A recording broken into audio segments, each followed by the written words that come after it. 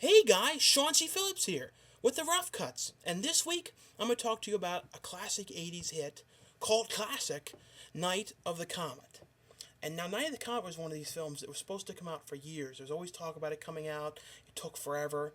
It was going to come out with this weird little independent company I saw at one point, and I think it might have too. Then it was pulled because the person didn't have the rights. It was a weird situation, and they're always talking about remaking this movie.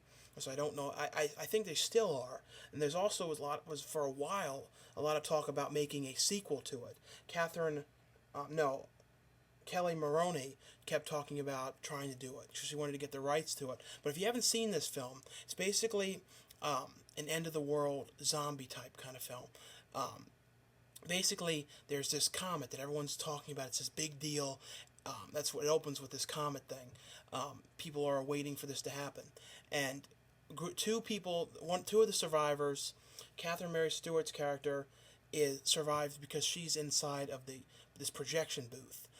Her sister survives because she's in a shed, and this other character they meet survives because I think he was in the back of his car. But basically, if you were exposed to this meteor, if you saw it, you turned to dust. The people that were kind of like outside, but like if they were something covered over or something, it's kind of strange. They would turn into zombies, like zombie-like people, or kind of weird nutcases. And basically, it's these survivors, like they're the only people left in the world. It's very, like the movie 28 Days Later had some visuals very similar to this.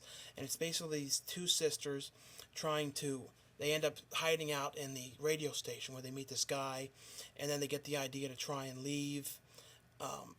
And then he leaves at one point. It's kind of difficult to explain, but there's this very cool scene of them shopping in like a Macy's store, and then there's these weird thugs in there. They're like, "Don't fuck with me," and they're very strange guys, and they were exposed to this stuff, and they got sort of peculiar and weird. I don't know. It's strange to explain. A lot of people dislike this movie, but it has, like, I know I was talking about synth music, but this has very cool 80s synth music. And this would be interesting to see this thing remade, to see what they did with it. If they had it set, they'd probably have it set now. It would be interesting. It would not be anywhere near as cool, and have that like sort of cheesy funness to it. But I would watch it, and I would think a sequel too would be interesting, picking up years later. And the thing with this movie too was, one thing I want to say too is the cover sucks. I don't like this cover. The other cover that was on the VHS isn't really much better, but I don't know, it's better than this to me. I don't know. This was the old Good Times tape. And Good Times, like this company, sort of just disappeared off the face of the earth. No one ever speaks of it. And it was always like the studios would give all their sort of throwaway films, like Prom Child and stuff, would come out. Tuke would come out through Good Times. And I think it was almost like the dumping grounds. If there was a movie that a studio made, and the old original VHS went out of print or something, and they didn't feel like putting it out, they put it out through Good Times. It was like a budget company, and I don't know, you never hear about them anymore, and I'm pretty sure they're totally gone now.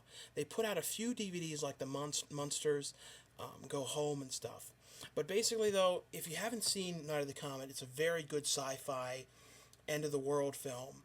Definitely check this thing out. There's also the sequences the survivors are getting picked up by this group of these survivors that got exposed a little bit, so they had to drain the blood from people and put it through their system. It's very strange. And also, this movie always kind of reminds me of the TV show V. Like, some of the sets looked almost like they used the same sets. They didn't, but they had a real similar quality to them. But definitely check this movie out. Sorry I didn't have a whole lot to say. It's very late, and I'm crapped the fuck out, and I have to be at the job in a few hours. But anyway, though, thanks for watching, and if you haven't subscribed to the Rough Cuts channel, definitely subscribe to that.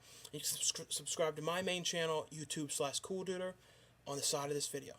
Thanks for watching.